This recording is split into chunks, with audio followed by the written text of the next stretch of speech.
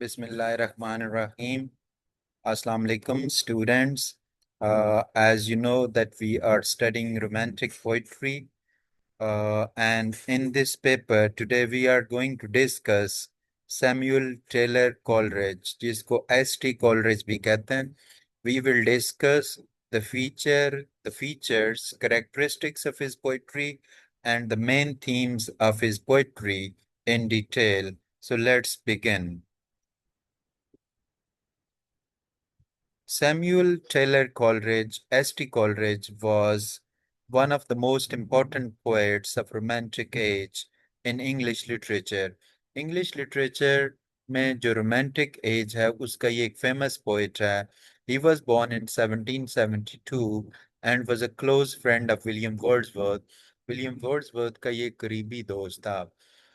Together they wrote, इन दोनों ने मिलकर शायरी का एक collection of poetry जिसको हम lyrical ballads कहते हैं वो लिखा. A book that started the romantic movement, जिससे romantic movement start हुई in English poetry, अंग्रेजी शायरी में.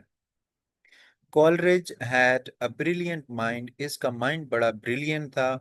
And a deep love for imagination. ये imagination से बड़ी मोहब्बत करता था. Nature, dreams and mystery. Nature से, dream से और mystery से. He was not only a poet but also a great thinker, philosopher and critic. His poems are filled with strong feelings. इसकी poems गहरे feelings से, magical ideas से भरी हुई हैं. He believed that poetry should not just describe the real world. वो कहता है कि पोइट्री को सिर्फ रियल वर्ल्ड को बयान नहीं करना चाहिए but also take the reader, बल्कि रीडर को ले जाना चाहिए into the world of wonder, हैरत की दुनिया में, एंड डीप थॉट्स और गहरे ख्यालात की दुनिया में. One of his most famous poem, इसकी एक बहुत ही फेमस पोएम है जिसका नाम है the rime of the ancient Mariner. ये इसकी फेमस पोएम का नाम है जो आपके सिलेबस में इंक्लूड भी है. और नेक्स्ट हमारा जो लेक्चर है वो इसकी क्रिटिकल अप्रिसिएशन पे है. Which shows is love for story telling and deep meaning. और इसमें वो इजहार करता है अपनी गहरी मोहब्बत स्टोरी टेलिंग और गहरे मीनिंग के साथ. एज ही वंस रोट, इसने एक दफा लिखा था. किसने? एस.टी. कॉलरिज ने. Poetry is the best best words in the best order. की पोइट्री बेस्ट वर्ड्स में होती है और बेस्ट ऑर्डर में होती है. शोइंग हिज बिलीफ, ये अपने यकीन का इजहार करता है इन द पावर, ताकत में, and beauty of poetic language, और शायरी की लैंग्वेज की खूबसूरती में. Coleridge poetry has many special feature. इसकी पोइट्री की बहुत सारी खूबियां हैं that make it different and unique, जो इसे डिफरेंट भी और यूनिक भी बनाती हैं. First, he used imagination in a powerful वे. इसने अपने तखय्युल का बड़े ताकतवर तरीके से इस्तेमाल किया. He did not just describe what he saw. इसने सिर्फ वो नहीं लिखा, वो नहीं बयान किया जो इसने देखा, but created new worlds. इसने इसने नई दुनियाएं पैदा की with his words, अपने अल्फाज से. In poems like कुबला खान, इसकी जो पोएम कुबला खान जो बड़ी जो है मैजिकल और मिस्टीरियस पोएम है. he wrote he wrote about dream like places. इसने ड्रीम की तरह जगहों के बारे में लिखा दैट फील रियल, जो रियल फील होती हैं बट मैजिकल, लेकिन होती मैजिकल हैं. Second, his poetry often has mystery. इसकी पोइट्री में पुरस्रारियत पाई जाती है एंड सुपर नेचुरल एलिमेंट्स, माफोकल फितरत अनासर पाए जाते हैं.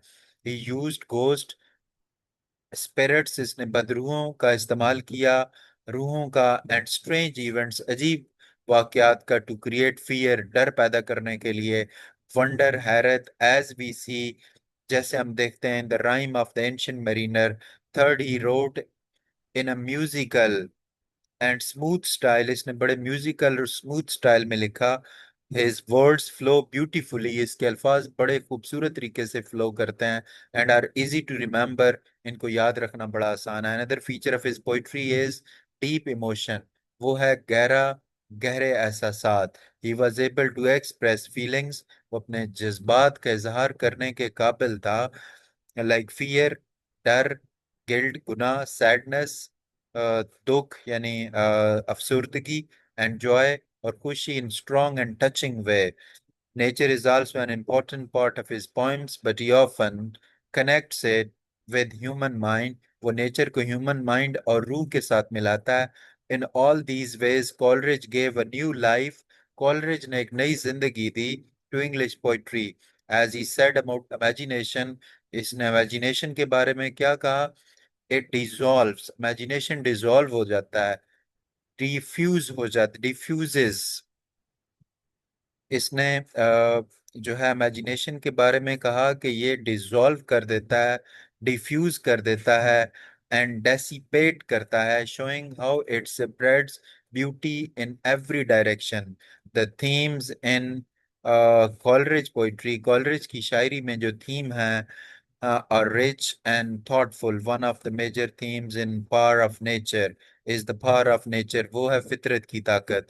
In his poems, nature is not just a background. Nature सिर्फ background नहीं है, but a living force that can teach, जो teach भी करती है, punish भी करती है, guide भी करती है लोगों को. Another important theme is guilt. वो है गुनाह and redemption और निजात. Especially in the rhyme of the ancient mariner, where the sailor, जहाँ पे जो मलाह है, किल्स अ बर्ड, वो एक परिंदे को मारता है, एंड देन सफर्स ग्रेटली, और बड़ी मुसीबत के शिकार होता है, but learns from his pain, लेकिन दर्द से सीखता है. कॉलरिज आल्सो एक्सप्लोर्स, वो एक्सप्लोर करता है the theme of imagination, imagination के थीम को वर्सेस रियलिटी, रियलिटी के मुकाबले में. He shows how the human mind, कि किस तरह इंसानी दिमाग कैन ड्रीम, ख्वाब देख सकता है, एंड क्रिएट, और क्रिएट कर सकता है.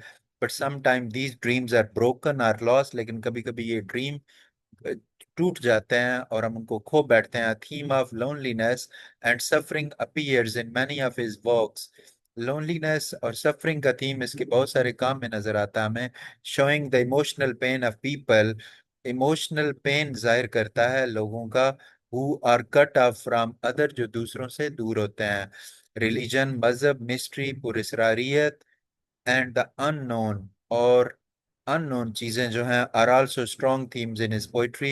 ही ऑफन कनेक्ट्स ह्यूमन लाइफ, वो इंसानी जिंदगी को कनेक्ट करता है सम विद समथिंग हायर, किसी बड़ी चीज के साथ, एंड मिस्टीरियस और पुरस्रार.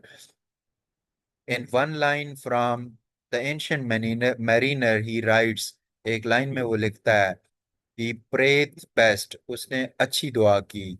who loved best, जो बहुत अच्छी मोहब्बत करता था. showing his belief in love, वो लव पर अपना यकीन जाहिर करता है.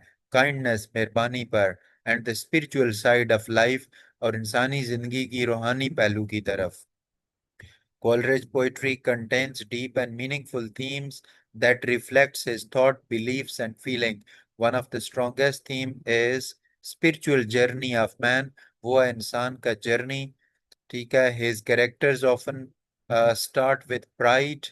वो pride से शुरू होते हैं इसके character. Our mistake, go through suffering, मसाइब का शिकार होते हैं, एंड फाइनली फाइंड पीस, और फिर अमन पाते हैं.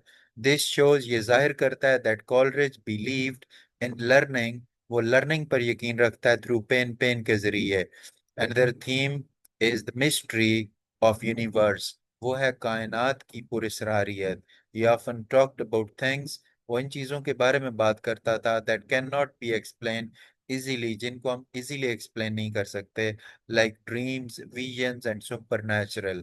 These elements are not just to frighten. ये एलिमेंट सिर्फ हमें डराते नहीं हैं, but to make us think more deeply. ये हमें और गहराई में सोचने पर मजबूर करते हैं. The theme of imagination, तखयल का theme, is also central to his work. वो इसके काम में बड़ा बुनियादी है. For Coleridge, Coleridge के लिए imagination was a holy gift. Imagination एक बड़ा मुकद्दस तोहफा था, that allows us to understand beauty, जो हमें खूबसूरती को समझने में मदद देता है, ट्रूथ को. In Kubla Khan, poem Kubla Khan में, for example, he creates an imaginary world, वो एक तखयलाती दुनिया बनाता है, तख्लीक करता है, that feels more real than reality, जो रियलिटी से ज्यादा रियल फील होती है. There is also a theme of harmony, अमांगी का थीम भी पाया जाता है between man and nature, where he shows that true happiness comes, के जो हकीकी सच्चाई है वो आती है when we live with love, जब हम मोहब्बत से रहते हैं, and respect for nature, और नेचर से मोहब्बत करते हैं.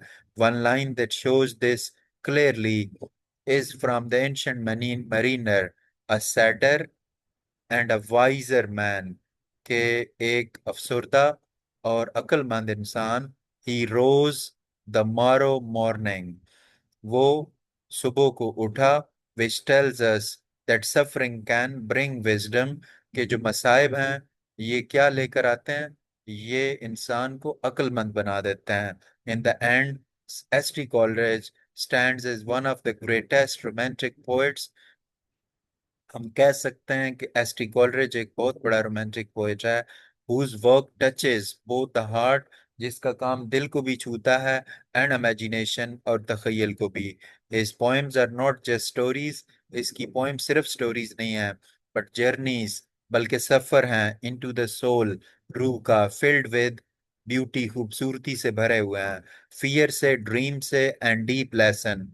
ही gave new meaning to poetry, इसने पोएट्री को नए मीनिंग दिए, by mixing the real and the unreal, real और अनरियल को मिक्स करते हुए, नेचुरल और सुपर नेचुरल को मिक्स करते हुए. Coleridge believe that poetry should lift the reader, के पोइट्री जो है उसको रीडर को अपलिफ्ट करना चाहिए फ्रॉम एवरीडे लाइफ, आम रोजमर्रा की जिंदगी से, इनटू अ हायर वर्ल्ड, एक बड़ी दुनिया में, आप फीलिंग, जज्बात की, थॉट्स की, यूनिक यूज ऑफ इमेजिनेशन, इसका तखयल का इस्तेमाल, इमोशन, जज्बात का, मिस्ट्री, पुरस्रारियत का, मेड हिम डिफरेंट, वो इसको अलग कर देता है फ्रॉम अदर पोइट्स, बाकी शायरों से.